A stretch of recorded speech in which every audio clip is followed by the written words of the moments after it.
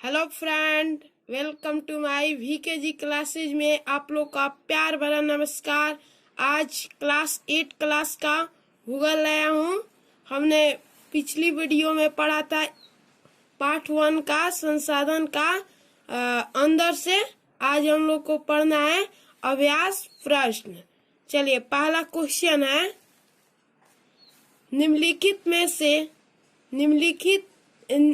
इनमें से कौन प्राकृतिक संसाधन है?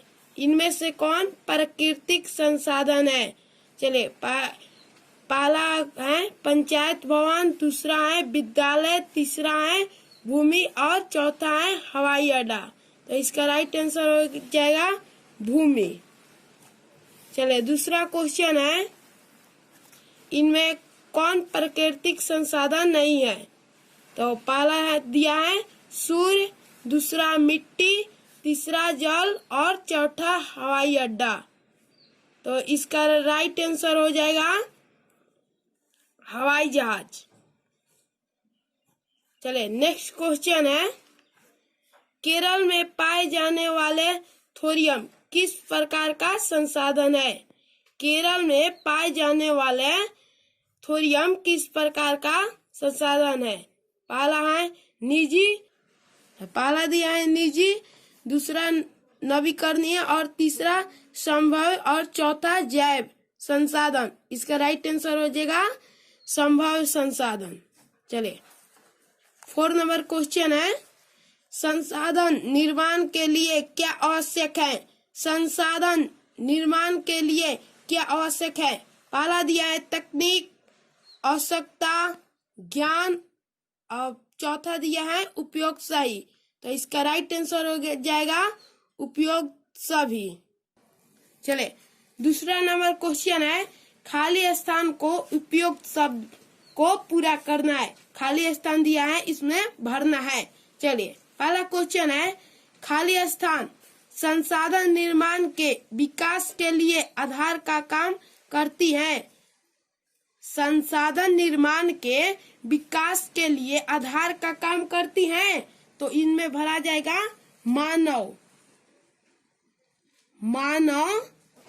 मानव संसाधन निर्माण के विकास के लिए आधार का काम करती हैं। चलिए, दूसरा क्वेश्चन है, राजस्थान में पाए जाने वाले तांबा खाली स्थान संसाधन का उदाहरण है। राजस्थान में पाए जाने वाले तांबा खाली स्थान तांबा का संसाधन का उदाहरण है। तो इसका राइट आंसर हो जाएगा प्राकृतिक संसाधन। प्राकृतिक संसाधन का उदाहरण है। चलिए, 3 नंबर क्वेश्चन है, खाली स्थान दिया है, एवं शारीरिक क्षमता मानव को संसाधन बनाने के लिए आवश्यक है।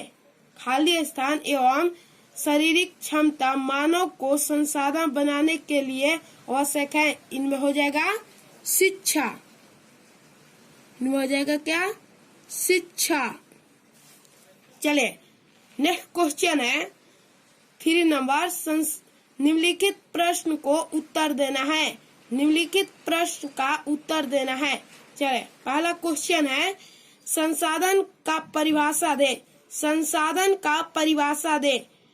चलिए, आंसर, मानव की आवश्यकताओं को पूरा करने वाले सभी जीव जंतु वस्तु एवं पदार्थ संसाधन कहलाते हैं। कार्य क्वेश्चन, संसाधन का परिभाषा दे। संसाधन किसे कहते हैं? मानव की आवश्यकताओं को पूरा करने वाले सभी जीव जंतु वस्तु एवं पदार्थ संसाधन कहलाते हैं। चलिए, दूसरा नंबर क्वेश्चन है, संसाधन के वर्गीकरण के प्रमुख आधार कौन कौन से हैं? संसाधन के वर्गीकरण के प्रमुख आधार कौन कौन से हैं? चलिए, आंसर, संसाधन मुख्यतः 3 प्रकार के होते हैं। हमने पिछली वीडियो में पढ़ा था, संसाधन मुख्यतः 3 प्रकार के होते हैं। पहला प्राकृतिक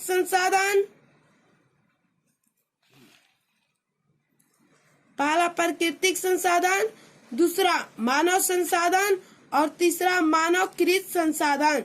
चले, प्राकृतिक संसाधन को विभिन्न आधारों पर निम्नलिखित भागों में बांटा गया है। चले, विकास एवं उपयोग के आधार पर। पहला है विकास एवं उपयोग के आधार पर। इस आधार पर विकास एवं उपयोग के आधार पर प्राकृतिक संसाधन को दो भागों में बांटा गया है। पहला है वास्तविक संसाधन, दूसरा है संभाव्य संसाधन। चलिए दूसरा है उत्पत्ति के आधार पर। उत्पत्ति के आधार पर, इस आधार पर प्राकृतिक संसाधन को दो भागों में बांटा गया है। पहला है जैव संसाधन और दूसरा है अजैव संसाधन। उत्पत्ति के आधार पर, इस आधार पर प्राकृतिक संसाधन को दो भागों में बांटा गया है। पहला है जैव संसाधन और दूसरा अजैव संसाधन। चले तीसरा है उपलब्धता के आधार पर। उपलब्धता के आधार पर, इस आधार पर उपलब्धता के आधार पर प्राकृतिक संसाधन को दो भागों में बांटा गया है। पहला है नवीकरणीय संसाधन, दूसरा है अनवीकरणीय संसाधन। चलिए चौथा वितरण के आधार पर। वितरण के आधार पर, चलिए वितरण के आधार पर, इस आधार पर प्राकृतिक संसाधन को दो भागों में बांटा गया है। वितरण के आधार पर भी प्राकृतिक संसाधन को दो भागों में बांटा गया है। पहला है सर्वत्र उपलब्ध संसाधन और दूसरा स्थानीय संसाधन। चलिए पांचवा स्वामित्व के आधार पर। स्वामित्व के आधार पर, इस आधार पर प्राकृतिक संसाधन को तीन भागों में बांटा गया है। स्वामित्व के आधार पर प्राकृतिक संसाधन को तीन भागों में बांटा गया है। पहला है निजी संसाधन, दूसरा है राष्ट्रीय संसाधन और तीसरा अंतर्राष्ट्रीय संसाधन। चलिए नेक्स्ट क्वेश्चन है प्राकृतिक संसाधन का संरक्षण क्यों जरूरी है। प्राकृतिक संसाधन का संरक्षण क्यों जरूरी है। चलिए आंसर, प्राकृतिक संसाधन असीमित नहीं है। प्राकृतिक संसाधन असीमित नहीं है, इसका भंडार सीमित है। यदि यह भंडार एक बार समाप्त हो जाए तो इसे पुनः प्राप्त करना मुश्किल हो जाएगा। मनुष्य अपनी आवश्यकताओं को पूर्ति के लिए इसका उपयोग अविवेकपूर्ण इस्तेमाल किया। मनुष्य ने कई प्राकृतिक संसाधन को इतना खनन एवं उपयोग किया है कि इनके भंडार धीरे धीरे समाप्त होते हैं। भविष्य में यह समाप्त ना हो, इसके लिए इनका संरक्षण आवश्यक है। चले नेक्स्ट क्वेश्चन है 4 नंबर, नवीकरणीय संसाधन किसे कहा जाता है। उदाहरण के साथ लिखना है। नवीकरणीय संसाधन किसे कहा जाता है, उदाहरण के साथ हम लोग को लिखना है। नवीकरणीय संसाधन उन संसाधन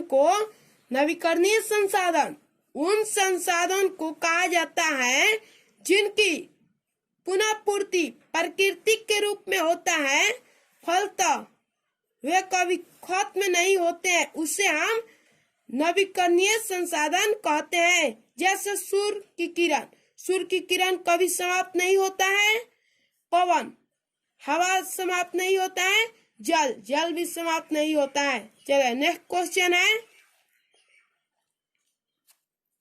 प्राकृतिक संसाधन के वितरण में असमानता को प्रमुख कारणों को लिखना है। चलिए इसका आंसर हो गया, प्राकृतिक संसाधन के वितरण में असमानता का मुख्य कारण भूमि का बनावट है। प्राकृतिक संसाधन के वितरण में असमानता का मुख्य कारण भूमि का बनावट है। पहाड़ों से नदी निकलती है जिनके जल के कई उपयोग हैं। मरुस्थल के में बालू ही बालू है। मरुस्थल में केवल बालू ही बालू है। जहाँ मैदान समतल है वहाँ कृषि होता है। जहाँ मैदान समतल है वहाँ कृषि होता है तथा इससे अन्न और सब्जी प्राप्त होती है। जहाँ समतल है वहाँ पर कृषि भी होता है, अन्न सब्जी भी उगती है। चलिए, जहाँ पठार है वहाँ खनिज पाई जाती है। चलिए, नेक्स्ट क्वेश्चन है 4 नंबर, निम्नलिखित प्रश्न का उत्तर देना है। चलिए, पहला क्वेश्चन है प्राकृतिक संसाधन का वर्गीकरण उपयुक्त उदाहरण के साथ प्रस्तुत करें। हम लोग को प्राकृतिक संसाधन का वर्गीकरण करना है, उदाहरण के साथ प्रस्तुत करना है। चलिए, इसका आंसर हो जाएगा प्राकृतिक संसाधन को निम्नलिखित वर्ग में बांटा गया है। प्राकृतिक संसाधन को निम्नलिखित वर्ग में बांटा गया है। पहला है विकास एवं उपयोग के दृष्टि से। इस दृष्टि से प्राकृतिक संसाधन को 2 भागों में बांटा गया है। पहला है वास्तविक संसाधन। वास्तविक संसाधन झारखंड का अभ्रक, मध्य प्रदेश का मैग्नीज, ऑस्ट्रेलिया का सोना इत्यादि वास्तविक संसाधन का उदाहरण है। चलिए, दूसरा है संभाव्य संसाधन। केरल में पाए जाने वाले थोरियम और लद्दाख में पाए जाने वाले यूरेनियम संभाव्य संसाधन का उदाहरण है। केरल में पाए जाने वाले थोरियम और लद्दाख में पाए जाने वाले यूरेनियम संभाव्य संसाधन का उदाहरण है। चलिए, दूसरा है उत्पत्ति के आधार पर। दूसरा है उत्पत्ति के आधार पर। इस आधार पर प्राकृतिक संसाधन को 2 भागों में बांटा गया है। पहला है जैव संसाधन। जैव संसाधन को पढ़ते हैं। जैव संसाधन के अंतर्गत पेड़ पौधा जीव जंतु। चलिए, हम लोग पहला जैव संसाधन पढ़ लिया है। अब दूसरा है अजैव संसाधन। अजैव संसाधन के अंतर्गत खनिज चट्टान, मिट्टी, भूमि, खेत इत्यादि। अजैव संसाधन के अंतर्गत खनिज, चट्टान, मिट्टी, भूमि, खेत इत्यादि। चलिए, दूसरा है तीसरा है उपलब्धता के आधार पर। उपलब्धता के आधार पर। उपलब्धता के आधार पर प्राकृतिक संसाधन को 2 भागों में बांटा गया है। उपलब्धता के आधार पर प्राकृतिक संसाधन को 2 भागों में बांटा गया है। पहला है नवीकरणीय संसाधन। चलिए, नवीकरणीय संसाधन के बारे में पढ़ते हैं। नवीकरणीय संसाधन, इसके अंतर्गत सूर्य की किरण, पवन, जल इत्यादि।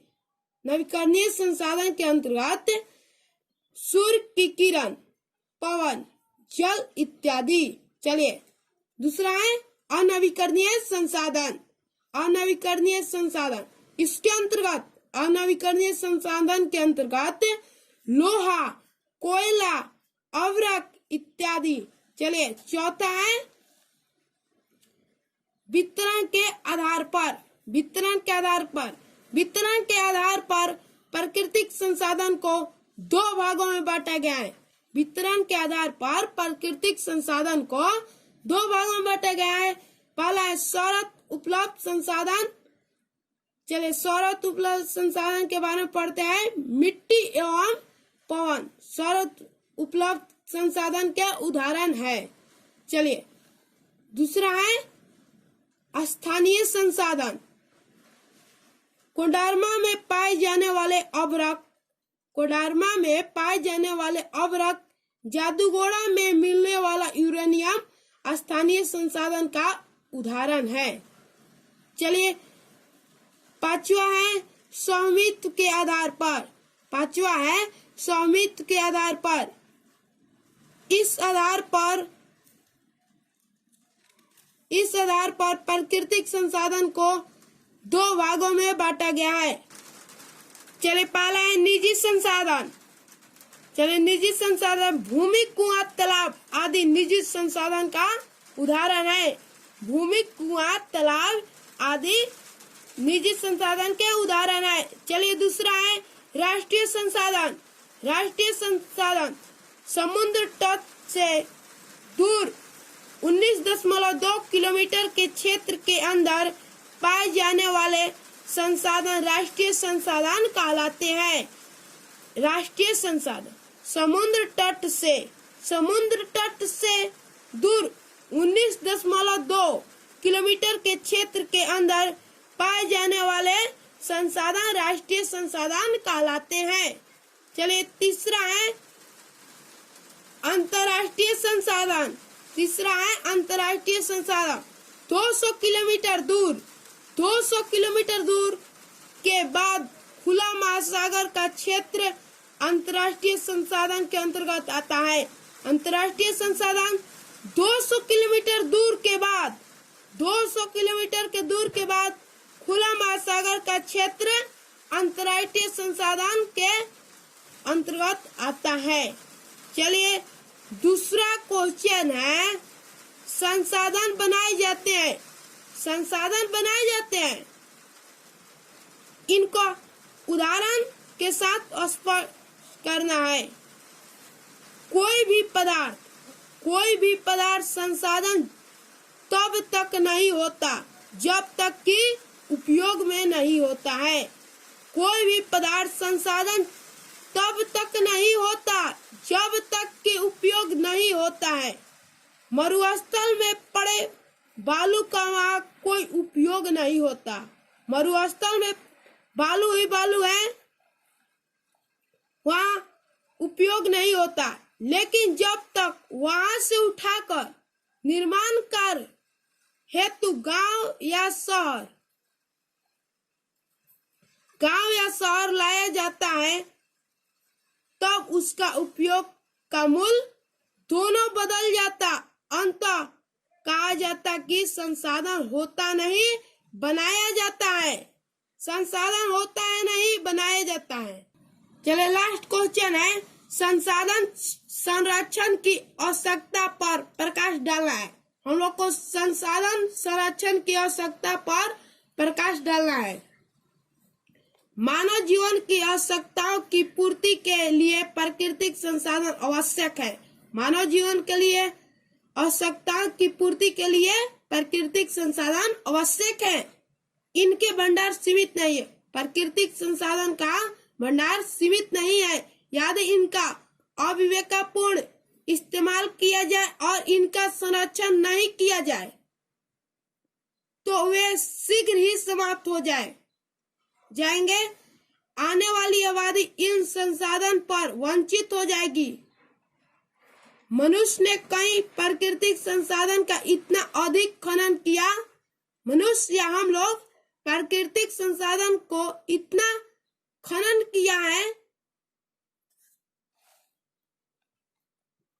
किया है तो वह शीघ्र ही समाप्त हो जाएंगे। इनका भंडार धीरे धीरे समाप्त हो रहे हैं। अभी इनका भंडार धीरे धीरे समाप्त हो रहा है। जिस तरीके से प्राकृतिक संसाधन को अविवेकपूर्ण इस्तेमाल किया जा रहा है, इससे भविष्य में कई इनके भंडार समाप्त होने की आशंका है। अंततः मानव अपनी आवश्यकताओं की पूर्ति इन संसाधन से सतत करता है। इनके लिए आवश्यक है कि इतना सही उपयोग कर इसे भविष्य के लिए संरक्षित रखा जाए। चलिए हम लोग को अभ्यास प्रश्न 1 पार्ट का समाप्त होता है। अगर हमारा वीडियो अच्छा लगे तो लाइक कीजिएगा, सब्सक्राइब कीजिएगा और शेयर